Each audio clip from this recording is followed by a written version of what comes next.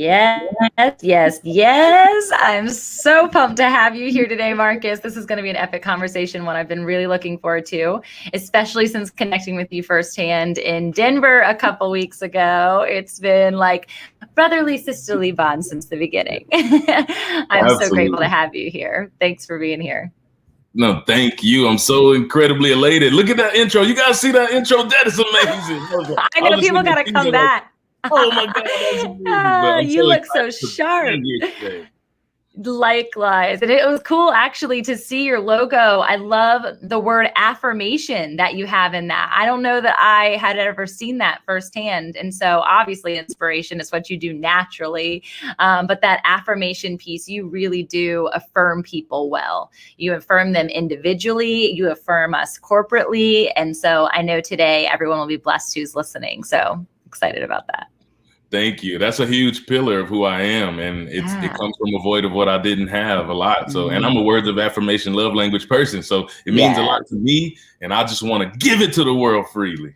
Yes, you guys, if you haven't already just tuned into the sound of his voice, you guys, I call it butter, and he is a Southern gentleman, so it goes perfectly. I'm thinking cornbread and butter is Marcus. Marcus, this is correct. Thank you. So I'm so pumped because it's not just like this bond that we have, but it's the same heartbeat that we have for the world, to impact, and not necessarily by us, through us at all, but through our Heavenly Father and the impact he's had on our life. And so tell us a bit about where that generated in your life and the momentum that you keep, because you do so beautifully. How do you have that access and that power so gifted? Man, it comes from several things, but the first is a foundation that was laid into me by my mom. And the one thing that was never optional, and the word, you guys know, you live in the world is trying to pull you a lot of different ways. It's trying to pull you here, there, and everywhere to cause you to lose your mind, because there's an adversary who does not want to see you win. But my mom was like, this is foundation. This is pivotal. You are not. I always tell people I had a drug problem growing up because my mom drugged me to church every single day. Like, I'm not exaggerating. She was the secretary. And that was just something that was pivotal. And so because of that foundation, we all have these times. As I got older, I had my times where I was feeling myself and I was like, I'm tired of that. I'm tired of doing that. I'm tired of the rituals and by the grace of God, I'm still here. He didn't take me, but it was a dance with death, which was a wake up call that really set me my intention to walk this path of purpose, to really inspire and set ablaze a heart of people, to let them know there's something greater. I know that as a best-selling author, and I got a hand on your book, I actually downloaded the Audible version right in front of him because of his voice. And then I realized afterwards I should have gotten a copy too, because I need that signature, right? Because this man is going global, and to know that it's like with that understanding of that moment, that shaking moment. And I feel like so often, and this was kind of the premise of my podcast when I started it 3 years ago, was I've sensed and I've seen and I've experienced this shaking. And it's not just in my life, but it's been in the shaking of other people's lives that's where that surrender happens. And so I want you to talk. You have the Sleep at the Wheel is the book, and people saw it in the intro. If they weren't watching, you guys have to get your hands on this book. I've already started. I haven't finished it yet. I'm into like chapter 3, so I've got to do this. But it's this storyline of what happened that you opened up the book with, that I think was your shaking moment. So talk us through that. Yeah. So what's crazy is I'm a little bit hard-headed. So I had several shaking moments. So the one you're speaking about now, I actually was driving home. Come on now. I like to drive overnight. I don't know about you guys. And I like to drive overnight because there's no traffic. I don't like traffic. I move with intention. I like to get where I'm going. Maybe it's impatience. But this particular time, I was doing great. I had been driving all night, feeling real good, feeling great. And then it happened. Like I got punched in my head by Mike Tyson haymaker. And it was sleep. Like I never felt anything like that. Like it was so heavy on me. And I had been going 5 hours. I was good. I'm thinking I'm good. The daylight's up now. We're home free. Nope. And the next thing I know, I opened my eyes and my entire car was off the highway. Like I was driving down the side of the highway, like half in the grass. and like looking at a guardrail and watching my life flash before my eyes. And I could think of 1,000,001 ways. Right then I could have, should have, would have been dead, but I corrected. I got back on the highway. I didn't hit the guardrail. I didn't get run over by an 18-wheeler. I didn't flip, all the things. And then needless to say, I didn't get sleepy again on that journey. But that's a message for somebody, because the point is nobody plans to fall asleep at the wheel. You don't plan to go broke the day you start a career. You don't plan to get divorced the day you say I do. It's a slow fade and it creeps into your heart. And next thing you know, you like the AMC, you're walking dead. And I don't want that for anyone. That was me for a long time. Yeah, I think that's so powerful. And I think you kind of process it also through this understanding that asleep at the wheel is like this complacency place that a lot of people exist in. It's on that autopilot, right? Of everything is just okay. Everything is just good enough. Not enough to activate you for greatness, not enough to have you in a place of stalemate where you have to do something. And so I think that's so critical to look at the lens like you just exampled, not just in our own personal walks, but the walk in relationships, the walk at work, the walk in parenthood. Like there's so many places where complacency can set in, and then that sleep at the wheel or that shaking moment occurs. And I love that you said that there's multiple times. I don't think God ever gets done shaking us. If he does, we're probably in heaven at that point or dead and not in the place we want to be. And so is there other like shaking moments beyond that puts you into the place now? I want to hear it because I haven't gotten to the other juicy chapters yet. You is crazy because you're right there. You about to hit the one that changed the game. And I'm going to tell it to you right now, but I'll save some of the details so you can enjoy it in the book. Okay. Here's the thing about I love the way you presented that, shaking moments. That's so powerful because we don't even realize that's what we need. Sometimes we get so stuck. We get so stuck in a rut, in a routine, and this is just how it is and how it has to be that you can't see anything beyond it. And you don't know what you don't know. And it takes an outside set of eyeballs, a close friend, a companion, or literally God himself to say, hey, I need to get your attention. It's time for a wake-up call. And my other wake-up call came in the form of another accident. Somebody said, what is it with you in cars? Like somebody sent me that message. Like, hey, I wasn't driving this time and we didn't fall asleep at the wheel. We had a blowout that literally led to us flying off the highway, 75 miles per hour, Dukes of Hazzard style, literally going off the highway, nearing a bridge down into a big ditch, meeting the car spinning. We literally knocking down trees or smacking me in my face. Glass is smacking me in my face. My head is swinging back and forth before, boom, we hit a massive tree and the car scrunched like an accordion and we were trapped. And that was the one that got me because I struggled most of my life with this. And we haven't even gotten to, I struggled most of my life with this crippling anxiety. And I know that touches a lot of people. That is a monster that haunts more people than almost any other disease in the world.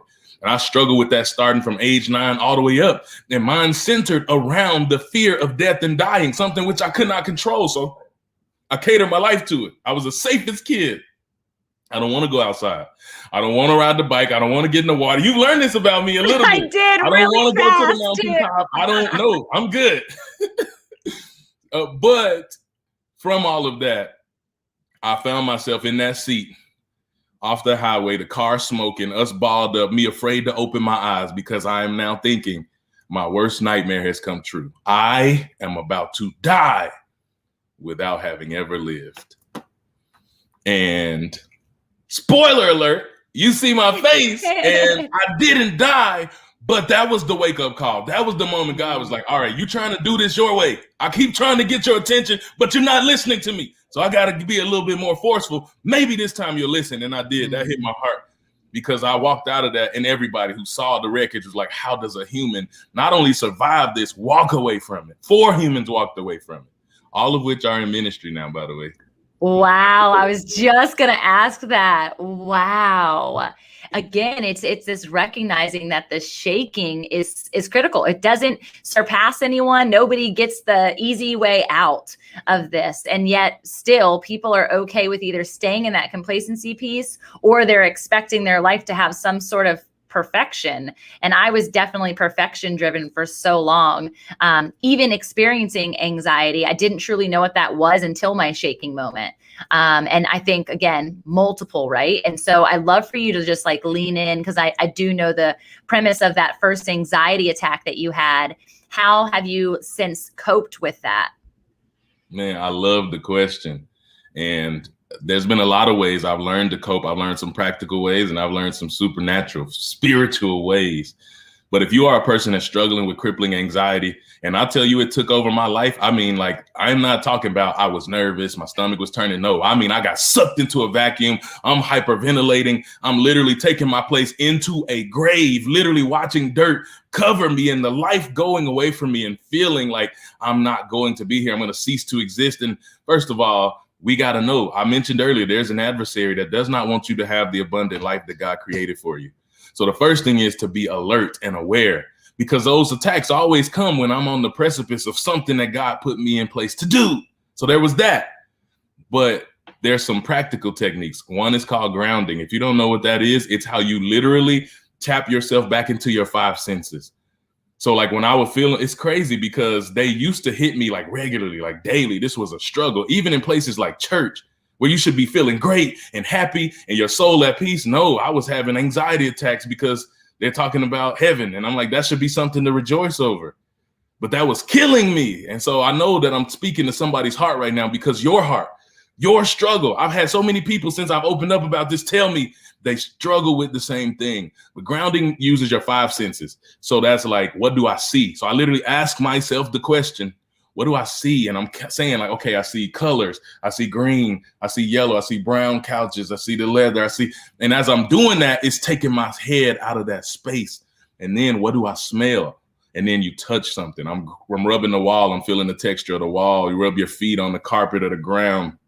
That literally is like a force override to pull you out of this mind space and back into your present reality, which leads me to the next major pivotal piece, which is living for the moment right now. This moment is all you have, and you got to make it count. And so the greatest way to live in this moment is to practice gratitude, because it's almost impossible to live in that state of fear and anxiety when you're practicing gratitude and saying what I'm thankful for, what I'm grateful for, my life, my wife, my health, the things that are around me, my kids, and looking at what I do have versus what I don't, because that puts me in a different mind and heart space.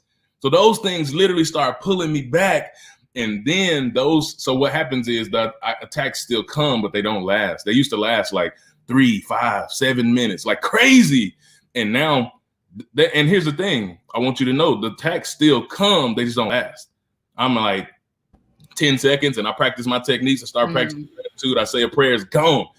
And then now I've noticed, this is a revelation I just had recently.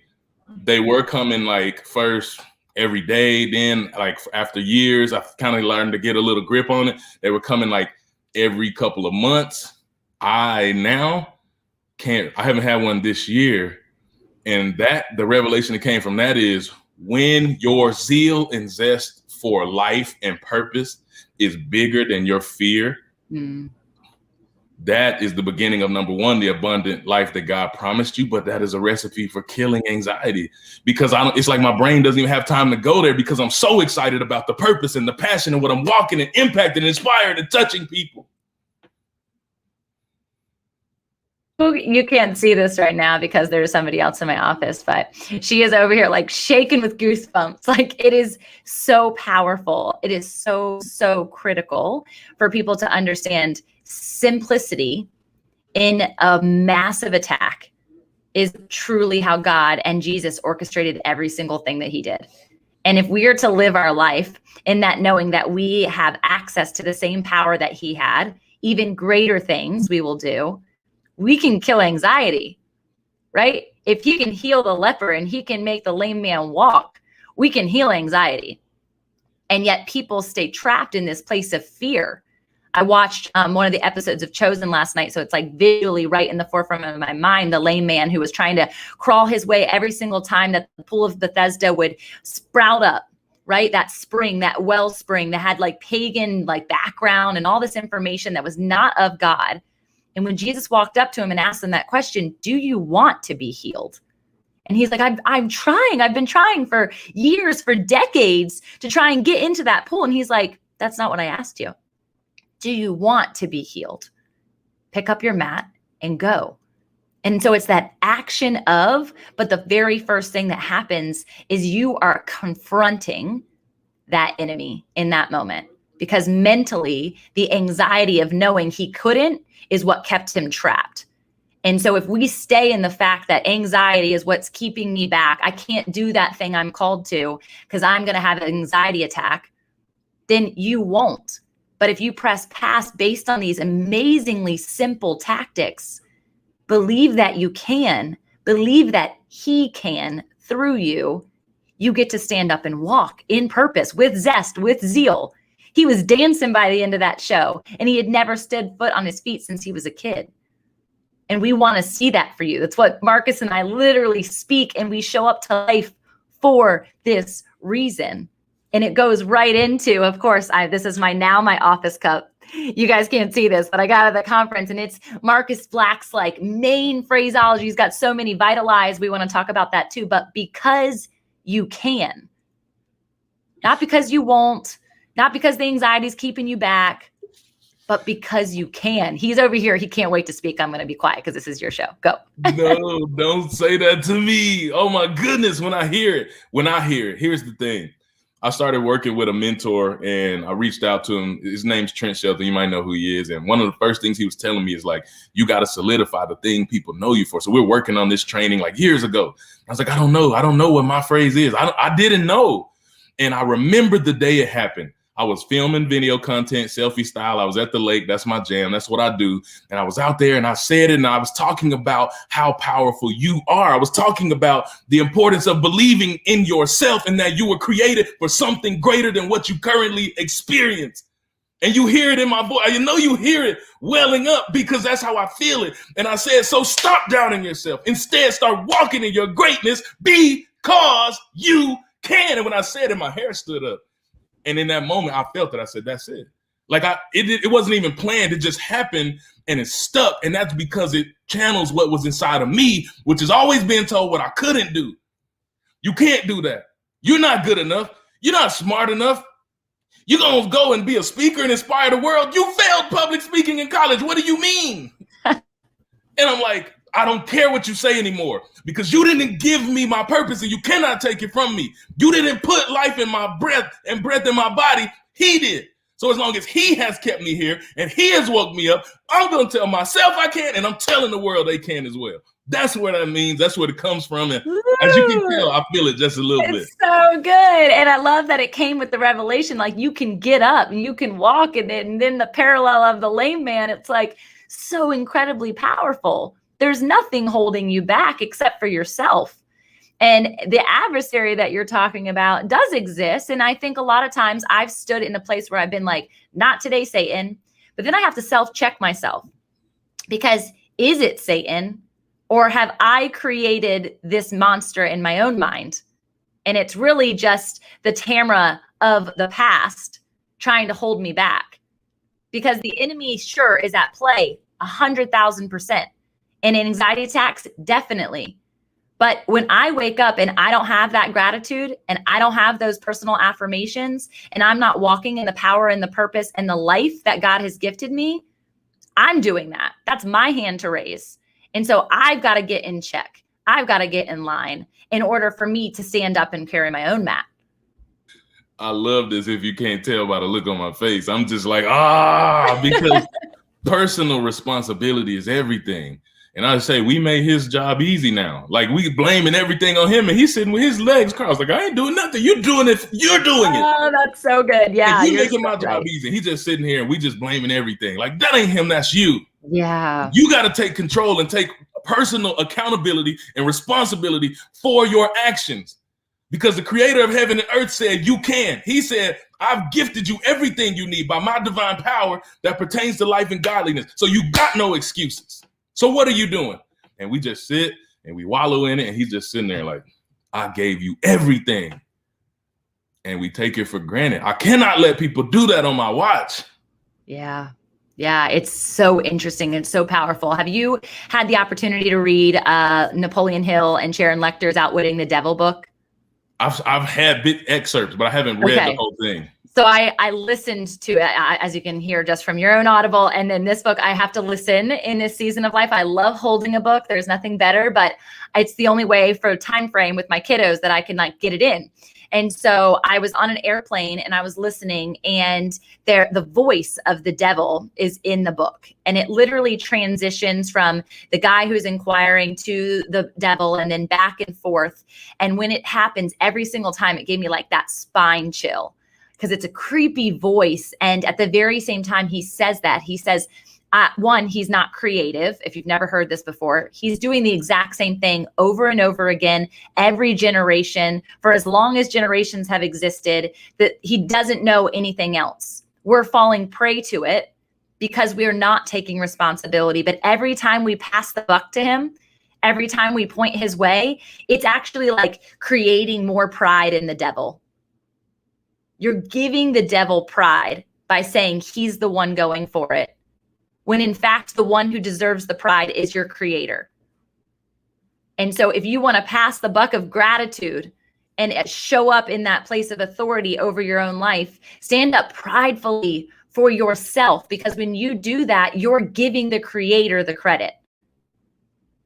That's ultimately what we're meant to do every single day. And when people are talking about purpose, you fall prey to the fact that purpose is in alignment with your profession. That's not true. It's not true at all. Right? And so it blows my mind when people are like, oh, well, I'm not walking in purpose because I'm just doing this measly thing. No, you get to show up purposefully to every single part of your life every single day. If the job is part of it that you don't like, that's keeping you trapped, then get out of it. And we can talk about that too. But at the end of the day, it's about purpose from the moment your eyes wake up to the moment they go to sleep. And even when you're sleeping, there are processes and ways that you can fall asleep in peace rather than to fall asleep and know that there's an anxiety attack coming in your nightmares, because I've experienced that. Purpose is more than profession. This is too good. So I actually just spoke at an event with Les Brown, and they assigned me a topic, and they assigned me the topic purpose. So I literally was just talking about this. And what's crazy, one of the things Trent always says is, listen, your purpose is not in your profession, which is what you just said. Your profession is your placement. That's not your purpose. Ooh, yeah. Your purpose is who you are. It was birthed into you. It was breathed into you, and it cannot be taken away ever. And I spent a lot of years chasing purpose, I'm looking, I'm searching this elusive search, and I cannot find it because you're never going to find it because it's already in you. You're looking in places you don't have to awaken it from within because God breathed it into you. And so then when you understand that, you just got to walk it out. And everywhere you go is purpose, because you get to live, you get to give, you get to serve, you get to uplift and edify, and you get to make his name famous. That is purpose. Oh my gosh. You guys better be taking notes or hit the replay right now. Hashtag replay if you're watching this after we go live. But you guys, first off, I love that Trent says that. And I love that I've never heard it before and then said it and repeated it. And this is the thing that you need to know. In your purpose, you're going to have a revelation on your own that maybe 10,000 other people had before you. That does not mean that you shouldn't show up and speak, because the people connected to you weren't connected to the 10,000 other people. And so if you think that you're lacking purpose because it's been done, because it's been said, because the book has been written, you know how many books I've read that I'm like, they're literally writing my soul right now. But guess what? I still wrote my own. I still have to put the pen to paper, because there's a lens, there's one tiny perspective, there is a story, there is a shaking moment that person didn't experience. And so it breathes life to the next person in the kingdom that's connected to you. And that all you have to do is show up to life, because you can. All you have to do is the heartbeat on your hat is let your blood pump through your veins and say yes. Say yes. Talk to me about Vitalize. Talk to me about where that emerged from. I love the heartbeat behind it, no pun intended. And I just want to, I know it's part of your gift. Thank you so much. So yeah, that was a word. I never heard that word a day in my life. I don't know what that word means. And I remember one day I was in the middle of my wilderness season, which that's a whole nother story. It's like 10 years of me taking wilderness, y'all. Life is real. This is real stuff. It is. So I had 10 years in that season where from the accident, that one that I told you was my wake up call. And, that's where I'm trying to figure out what I'm supposed to do. So in the middle of that season of my wilderness season, I remember the word hit me. And I was like, vitalize. I'm like, I don't even know what that word means. I had no plans of speaking, no running from it. I had no plans of being in front of people, inspiring, building a platform. I Googled the word and it said to endow with vitality, to give life to. And I was like, oh, that sounds very familiar, because when I had that accident that I told you guys about, I spent a lot of time asking God, why? Why me? Why did this happen to me? Why did I go through all this trauma in my life and the anxiety and the abuse and the chaos and all the things? Why did it happen to me? And I never got an answer to that question, because I realized I was asking the wrong question. The question was never why, it was what? What is it for? Why am I giving you this? Because the last time I checked, I read all things. Not some things, not good things. All things work together. So if all the things are working together, then this is going to have some part to play in the grander scheme of what I'm supposed to do. So I remember making a promise to God. Okay, it's not why anymore. It's what? What is this for? I said, I am committed. I promise you that as long as you keep breath in my lungs and my heart beating and me on the planet, I'm going to spend all of my time giving and serving and pouring myself out to people. People ask me today, how do you do that? How do you show up every day with this energy? How do you give? Because I have no other choice. It's a commitment that I made to him. And so because of that, when the word vitalize hit me, I was like, I see what you're doing. Okay, it made me nervous. I'm not gonna lie, it made me scared, because I'm supposed to give life, but how? And so I remember working at a mega church that was great, incredible season. But in that's when it really hit me.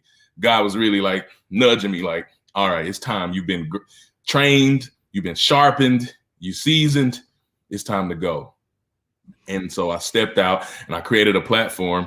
Right now it's just a platform. Eventually it'll be a nonprofit, but the Vitalize Project, which was my personal project to inject love and life all over the world to every human being I can, through a podcast, through content, through speaking, through traveling, everything, all the things. That's what I'm doing.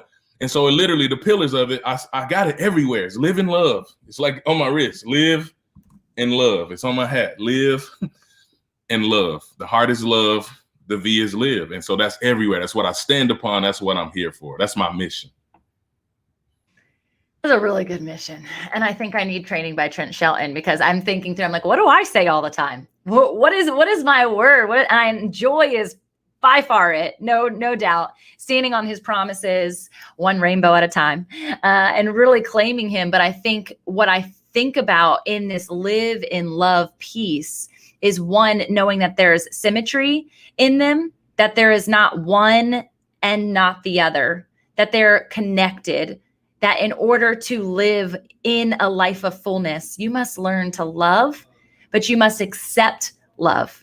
And accepting love is accepting your creator and knowing how much he loves you, that he created you for this.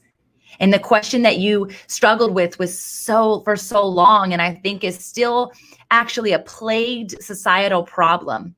What am I supposed to do? What am I supposed to do? And so people meet you, and the very first question out of their mouth, what do you do? So already there's either shame or there's significance. And people tie significance to money. And that is the opposite of God's identity in who you are. Money is a resource. Great if you have it. So what if you don't? You still have love and you still have life, and you still get to show up every single day. So I stopped asking people that question, because when it was asked to me in my wilderness season, I felt completely shamed. I felt completely lacking worthiness. I felt completely unlovable. And that's no place for a child of God to exist. And so I start asking people, what are you passionate about? What are you passionate about? Because oftentimes what that person does from 9 to 5 is not what they're passionate about. So it's not what do you do? It's what are you passionate about? And when I ask this question, even to people who DM me, there's a pause and there's a, wow, I've never thought about it like that. Or I get the feedback saying, I'm so passionate about my children, traveling, all of these incredible hobbies and things that are gifts and talents. And then I say, how is that infused in what you do? And it's not. The travel is just a hope. The experience is just a wish. The bucket list is just a thing inside of their note section on their phone, or even yet not even written down. And so it's trapped inside of their mind. It's out of their control because all they're focusing on is doing rather than being. We're called to be, not do. That's it. That's it. If you didn't do another thing right now from this moment on, you already have the significance. You already have the stature. You're already a pillar. You're already great. Your name is great. Maybe not in the world's eyes or by their standards, but by his. Because there's nothing he made that's not perfect. And you're thinking perfection from worldly standards. God's perfection is different. The same way he made the mountains. Technically, those are just jagged rocks. They're imperfections. But to us, it's like, oh my God, that's majestic, right? Because we see his imprint on it. Same thing with the ocean. There's some not so beautiful creatures in the ocean. But they're all perfect. When you see them, you marvel at these massive creatures and you marvel at all of God's creation, except yourself. Why is it that you can marvel at every other thing and even every other person, but not yourself? Because God does, because he put his fingerprint on you. He put his individual specific fingerprint on you to say, there's not another one like you. Are the only one. And you're the only one gifted with this story, with this context, with this situation that can show up and do what I need you to do. But this, what you said, gets into a conversation that I like to have with people that most aren't ready to have. And whenever I sit down and I talk to people and I'm coaching, I ask them, I start with a question, which gets into what you said about their purpose. But my question is specific. I ask you this: what do you want? Tell me what you want. What do you want in this life? And most people start talking, but they're not answering my question. You're telling me all this stuff that the world says you're supposed to have. Okay, scratch that. What do you want? Then they start telling me what everybody wants for them. Well, my parents think this, my husband thinks I'm good at this, my wife thinks I'm good at that. You're still not answering my question. Because every single one of us has the thing in our heart that God breathed into us specifically, that nobody else can see and nobody else is going to be able to see, because he gave you the vision. And it's up to you. Can you imagine Noah when he got the vision from God? And he started telling people what he was supposed to do with that vision that came from God. And they were like, yeah, nah, bro, you crazy. And I'm telling you, because we do that. When you speak what you're really supposed to do, when I told people I'm going to speak on every continent and light a fire in people's souls, people are like, this dude lost his mind. You failed public speaking. People love to remind me of that. I love that so much. But it's about, when you have that thing, tell me what you want. And then people say, well, then that's selfish, because it's about what God wants. And I'm like, this is what I like to deal with. My view, I feel like, is interesting on this, because it absolutely is about what God wants for you. But I think what you want most and what God wants most for you are one and the same when your heart is submitted to him. That's the caveat. When your heart is submitted to God, there is no dream that you can have that he didn't place there. So it's not about you, even if it's big. Where do you think it came from? You cannot out-dream God. You cannot. It's not possible. So that's why I tell people, tell me what you want. Because if you submitted your heart to him and you're walking out his purpose for your life, whatever you want is going to honor and glorify him. Oh, you guys feel that energy? This is like, it literally emanates every pore of Marcus. Like literally, even if he's silent, you're one of those people that, like, if you're in your presence, I am called to greatness. And I love that about you. You just have this stature. And I know that it's completely connected to God. And I know that people need it so desperately, whether it's from that fatherly figure, whether it's from that friendship, that iron sharpens iron, that mentor, that coach, even little brother status, right? Because my little brother, he calls out greatness in me all the time. because he's my little big bro, because he is actually like much taller and bigger than I am, as are you. And so it's this recognition that you are created for this, that you cannot outdream God. That's the exact conversation that Marcus and I had when he got off stage, when he called us to write down, what do you want? And I literally came up to him and I'm like, this is what I want. He's like, you cannot outdream God. You need to write that above your headboard. You need to say that before you go to sleep every single night, to dream the big dreams that God has planned for you. When I pray and God responds in vision and picture, that's the way our conversations go. I get to see the plan unfold before me. I get to visualize, which visualization is a really important tactic to do even when you're awake, not just in your prayer life, not just when you're dreaming. But when he shows me something, I'm like, well, how the heck am I going to get there? That's not going to happen tomorrow. And at the exact same time, I know there's going to be shaking moments in the process. I know the adversary is going to get in my way. I also know I'm going to get in my own way, because I cannot plan to perfection what God has already perfectly planned. And that part of the process is just the submission, that surrender that you're talking about, that God is before you in that vision, that God is before you in that dream. And yet at the very same time, it's going to be more magnificent. It's going to be that much bigger, because it's not even possible for us to take that $50,000 lens over our life. He sees with such bigger eyes impact that we'll never even experience, even when you're on that other continent, even when you're speaking to that other nation, because what I believe and what I know it to be true from my own experience is that it's going to affect the generations. And so when I'm called to a stage, I'm not called even maybe to that person in the room. I'm called to the child that they've yet to bear. So how do I get motivated every single day? I show up for what is seen and what is unseen. And that is faith. This is so good. I'm just over here. I'm like, everything is just doing. That was so good. And I hope you guys are listening, but not listening for the sake of information. Information is free. You can Google it. That's cool. I'm talking about information. You got to let the words that God is trying to speak to your heart pierce your heart. And so many times we put these layers up because we've been hurt, because we've been mistreated. We get angry at God. He didn't do anything to you. Sometimes his representatives do, and that's sad. But at the end of the day, they're people and they're imperfect. One of Jesus' closest friends was the one that betrayed him. And he spent a lot of time praying for all the people who will walk with him, and still one of them betrayed him. We don't even ask God. We don't even consult. Sometimes we don't even think twice about the people we allow into our heart and circle. We just come on in, the more the merrier. And then next thing you know, you're hurt and you're wondering why you're crying about it. You got to be intentional with the people who are in your heart and in your life. But what I want to speak to you right now is the activator.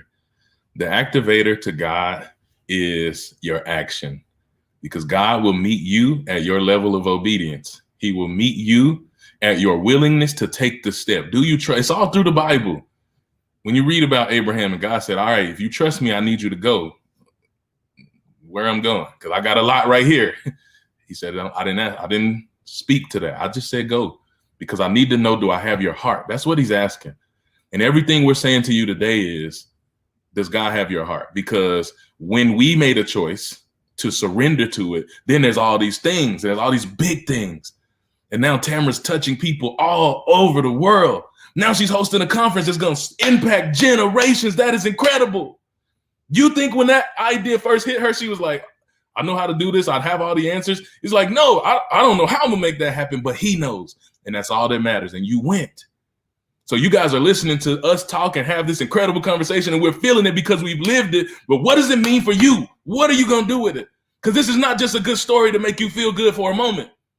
This is literally a iteration of the living word continue through his vessels, now showing you what happens if you submit, you trust, and you take action. Oh, activation. You guys, this is why I changed everything from Christian business coach, which doesn't mean anything to me. Christian, sure, that identity, great. But I don't really care about the business of your life. I care about the business of your heart, of your head, of your home. That's the business that matters. That's the business that you have to step into every single day with purpose. And guess what? Everything else from there evolves. It becomes, because it's already been planned. And I want you to take note of that betrayal that you mentioned earlier. When he was betrayed, guess what it was about? If you're not watching, I'm giving the money sign. He betrayed him because of money. Because he thought the riches of the world were going to surpass the riches of heaven here on earth. And I've seen it before. I lived this in my own testimony, that I put money before everything else. And it will destroy you. And you will allow it because you're looking to and fro rather than aligned right to the heaven. And you said the word, Marcus, and it's so perfect for you. And it made me think of all the action figure movies I've ever watched in the Marvel series. You said the word marvel. That we are God's marvel. That he marvels in you every single day. I can see myself standing in that sweet little pose that, Carrington, right? Is it Kensington, Carrington? Carrington, you got Carrington. She stood in, and I can see myself saying, I am the marvel. He marvels over you, just like he marvels over Marcus. And so if we look at ourselves as marvelous, I've never used that affirmation for myself. I don't know about you. I am marvelous. I've never used it. I'm going to.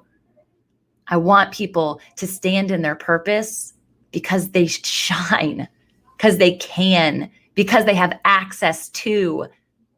That's ultimately what this entire message is about. But just like he's activating you, I am activating you. God is activating you. Get out of the boat. Get out of the comfort zone. Get out of the car that is smashed around you, that you feel like you're in the situation of death. The one thing that you thought being buried alive was going to happen to you, that coffin, you're not in a coffin. You are not meant to be there. Get up. But you have to act. You have to believe that you can.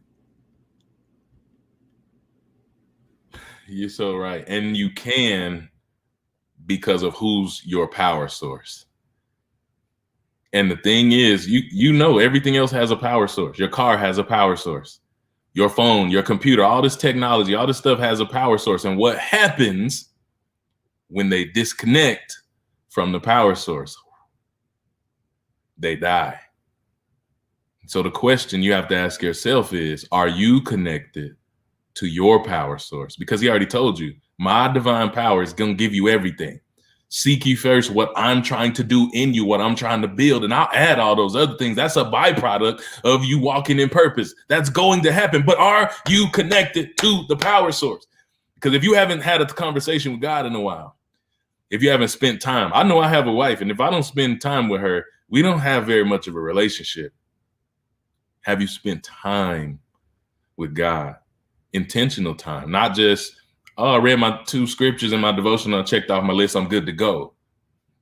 What if I did that with the people that I'm close to? My mom, my dad, my wife, my family, my kids. They're like, okay, I hugged my kids today, I'm gone. Like, you don't have a relationship.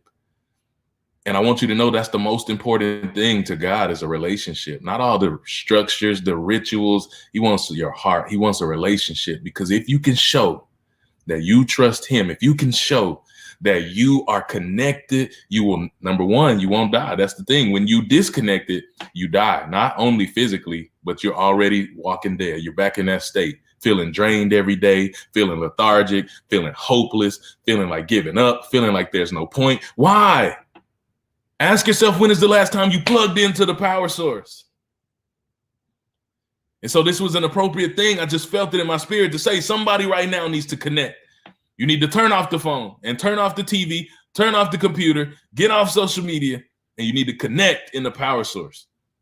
Because you might be able to go a day. You might be able to go a couple days. My headphones went a couple weeks, but eventually you will die and you will feel drained and you will have no energy and you won't be able to walk in your purpose because you're disconnected. What's so powerful about that is, there's 1,000 things, but that disconnection in all of those devices, right? We're on a device right now using multiple energy sources in order to keep it alive. We have a golf cart, and my sister and mom went driving, and it's an electric golf cart. So it's been plugged in. It's works great. The battery doesn't read, but we know it's charged. That's a thing in and of itself. But they're on their way. We're in another city. We can't even help them, and it dies. And in that process, one, they're too far away to push it. And two, they're like hysterically laughing. Thank goodness they had that perspective versus something else. But guess what they had to do? They had to hitchhike. And what I want to say to you right now is, if you're like, I don't know how I'm going to get there. I don't have an energy source because I've never met one. I'm too far away. I've made all of these mistakes. Marcus, myself, and so many others will give you a ride. Use our power, use our energy source, connect with us so we can be the conduit to the energy source that you are birthed to connect to. It's like the umbilical cord. There's all this research now that the umbilical cord should stay connected for longer and not just cut the supply, because a lot of stuff happens right after birth. I don't know all the details. I just know that this is true. And so we need to plug you back in, and we'll get you there because we're connected. And it doesn't mean we're perfect in that connection power, because my energy bars go down. It means that it's a consistent connectivity that has to happen for that golf court to run and for you to run. But if you do it and you don't have connection, you're not reaching out, you're not DMing, or you're not doing all the things, you're going to be stranded. You're going to be shaken, and you're going to be called to a grounding place, just like you said, Marcus, at the beginning. Is your ground the coffin, or is your ground the life-giving opportunity to feel the grass between your toes, to feel the sunshine on your face, and to experience the power and the marvel of your Creator? Had to share that example because it was so parallel. I have no words. This is just remarkable. I can't wait to listen back because it's already touched me in so many amazing ways. You guys, Marcus and I are sharing a podcast. He's got a podcast. He has a secondary podcast coming too, live, right? Come on. That's launching soon? July 5th? It's going to be a week later, but it's going to be July 12th. Yes. Yep. Embrace Your Ambition podcast. Coming soon. Be on the lookout. I'm so excited. And then we'll get to share a stage again at Embrace Your Ambition in Dallas, October 14th through the 17th. You have to get your tickets right now. I know they're going to go so fast. The mentor that he was talking about, Shelton, will be there. Ashley and hopefully Carrington, her daughter, will be there. She was 12 and took the stage so proudly. And Ashley's vision for this is literally changing lives. And again, we are not connected like she's connected. But all of us together get to show up an entire character, an entire representation, one by one by one, because our stories matter, because him within us matters. And you should be there because we want to see the him within you. Facts. That's like no other words. Here's the thing. We're all on the same team and we're building, if you can't tell. And this is this is perfect place for me to bring this, because when I started working with Trent, some people had hesitation about me paying him to be my coach, because they were like, you're basically telling him you want to be him. You are putting yourself in his space to become his competition. So what's going to stop him from just taking your money and not really helping you, keeping you at an arm's reach so that you don't really grow to become what God has for you? Like, well, number one, I trust God more than him. So it's not about him. This is just what I feel I'm supposed to do. But I also was transparent, and I had a conversation with him, because one session, he gave me everything. He gave me like 10 years at one. I was like, oh my God, it was like overwhelmed. And I said, bro, why would you do that? Why would you give me everything knowing that I'm telling you, I want to be you. We're going to have the same audience, all of this stuff. And he said, how many people are there in the world? 7.5 billion. He said, if I wanted to. He said, how many followers do I have? It was like 20 million. He said, okay, that's a long way from 7.5 billion, which means there's a lot of people who are not getting reached. There's a lot of people who aren't getting hope. There's a lot of people who aren't having the love and the life. He said, so if I wanted to, I couldn't. So I need you. I need somebody else to walk with me so that we can do this together. And so the reason I bring that up is because of what you're building in Virginia, your conference. We need it. We need you. We're on the same team. So we can support everything you're doing and flood it and sell it out, because those people need the heart and the love and the life that God put in your heart. And then we'll turn right around and do the same thing across the country in another city and help people have the same thing, the same mission, the same goal, for them to step up, believe the dream he placed in their heart, and go live it. So that I had to share that, because that's why. And that's how we can support each other in love. And it's abundance. The same God who created everything is saying, I got a lot of people hurting. I got a lot of children who need my love, and I need my generals to go do it. And that's what we're doing. And I'm honored to walk this journey with you. Likewise, brother, you're so right. And every time I think of the Army and the generals and everyone lining up, because that's exactly what this fleet is doing. And it's incredible, even just from Breakfast of Champions, the social media show, to Embrace Your Ambition, to the Kingdom Clubhouse, all this stuff. We're lining up beside each other. But it's people like you who have taken the horse like Mel Gibson, and you've got the blue stripe, and you're like, freedom. That is what we want. I want people to be set free. I want them to be set free from so much, but ultimately to be able to live in a place of joy so that their joy just literally floods off of them everywhere they go. Because people need to taste it. People need to see it. And so we have to live life abundantly. We have to be revitalized because we can. And Marcus, you literally blow my mind every single time you share. And today was so congruent and spoke right to my soul. Thank you for being you and for living in that mentality of abundance, because it's not what a lot of people practice, and it's not what we were taught, and it's not what I've experienced in the past. And people need to not only witness it from a stage, from a microphone, from a brother, from a sister, from a partnership perspective, but they need to experience it. And I think that's what we're giving them the opportunity to do. Yes, and amen.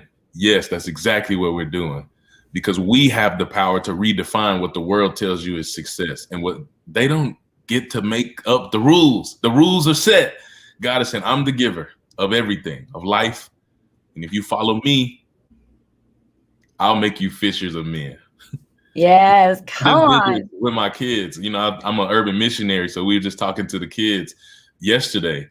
And we were talking to them about what that would feel like for him to say, come and follow me. Mm-hmm. And he said, they were fishermen. He put it in their context. I'll make you fishers of men. If you don't understand what that is, like, I'm going to tell you right now, what God is saying is there's a lot of people who are lost right now because the world is taking them down different paths that lead to destruction, from addiction, from abuse, neglect, all these different things, the evil that exists. And we see that, and we're flooded with it, and we're bombarded with it, and we feel overwhelmed by it. But what if a group of people said, okay, but that's not the truth, and that's not the whole story, because there's a whole other group of people who care about love. There's a whole other group of people who are representatives and agents of the God, the creator of all, and said, we're going to come and flood you with something different. Not pain, not trauma, not abuse, but love, care, compassion, genuine service. And when we choose to do that, which is a choice we've already made, and we're inviting you to make the choice with us, then we have the power to go and change the world. And when I say we, I'm talking about you. You have the power to change the world. So every single day of your life, you step into it. You own it. You walk in it with passion, and you go do it because you can. I have no choice but to say it. Mic drop, y'all. You have to get in touch with Marcus Black. Get all the things he does. And if not, be a part of him. Get connected, because he will connect you to the one who is the power source. I love you, brother. Thank you for being here. Thank you for your deposit today. And we couldn't be more grateful to have you in our community. I love you, my sister. And thank you all for having me. It's been a tremendous honor, pleasure. I'm ready to go change the world now. I'm ready. Let's do it. Yeah, let's do it. It's only 11:30. I got lots of things to do.